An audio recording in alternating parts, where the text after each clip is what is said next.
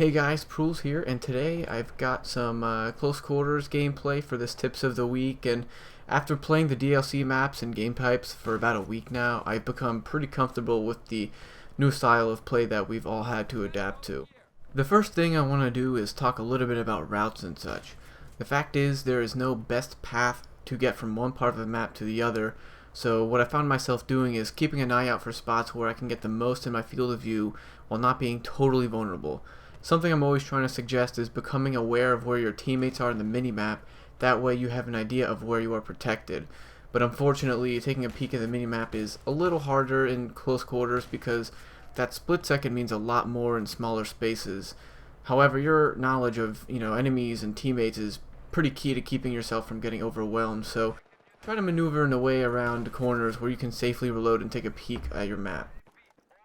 A big advantage to playing these corners of the map is that a lot of players seem to sprint through open halls to get to places faster, and this is actually one of the reasons why I had such a hard time with the DLC at first, because sprinting is practically a death wish here.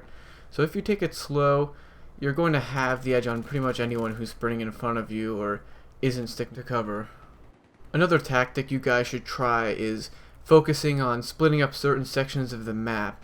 And this really helps you remember where certain hotspots are, so you know when to slow down and peek around a corner. And often when I play Conquest Domination, I try to defend points because that failed attempt to capture a point has a devastating impact on the enemy team.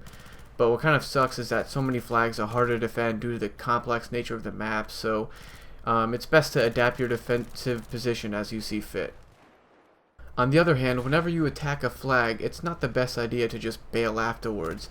And I know it's tempting to just run onwards and engage in a capture battle with the other team, but my philosophy is that if one man attacks a flag, defends it, and takes out just 2 or 3 guys in that same lifespan, that's a lot of time where the enemy is not getting their hands on the flag. And I think it's safe to say that defense is a really underrated thing so far in this DLC, and it's something I wish I saw more in pubs.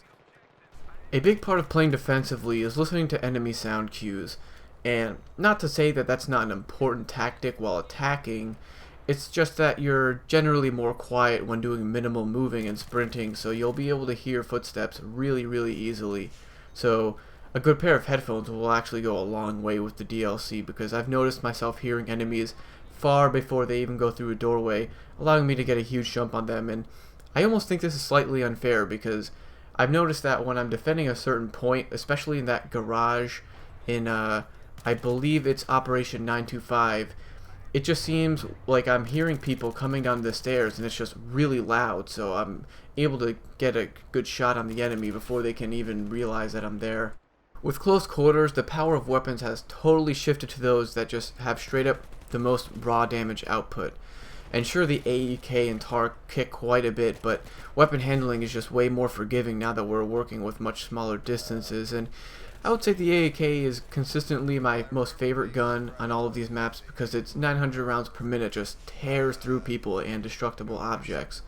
So what the DLC has allowed us to do is ditch the heavy barrel in most scenarios and replace it with the laser, which is an important thing to adapt to, because if you're fighting someone without that increased hipfire accuracy, chances are you're going to die by the time your aim down sights catches up with them.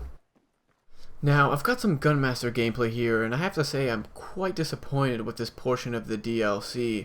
Just the fact that you're set up on teams and that there's only one winner makes no sense to me, and their choice of weapons is just god-awful. At first I was excited to become more well-rounded with the BF3 arsenal, but weapons like the Mark III auto shotgun with frag rounds and the grenade launcher are so impractical that it makes Gunmaster not really worth the time in my opinion. But I guess there are a couple of strategies you can implement here which would be different than the other things I've been talking about. Playing aggressive but smart is the way to go if you ask me, and that means working corners and again not sprinting frequently, because you will be at a total advantage against players who don't do the same. And something you need to keep in mind is that you can't play too defensively or else the leader will surpass in kills, and KD is somewhat irrelevant here, so aggressive behavior is often more rewarded in Gunmaster. The last thing I can think to suggest is to be completely prepared to switch to your next weapon once you get that second kill, as that will always keep you alive much longer, but This will often be up to luck anyways, as a second enemy can always just come and ruin the party. Anyways guys, I think that's just about everything I can think to suggest for the new DLC. I'll make sure to add anything I forget in a future tips of the week video if it comes to mind. As always, try to take a second to rate the video as it helps me figure out what you guys do and don't enjoy, and I'll see you in the next episode.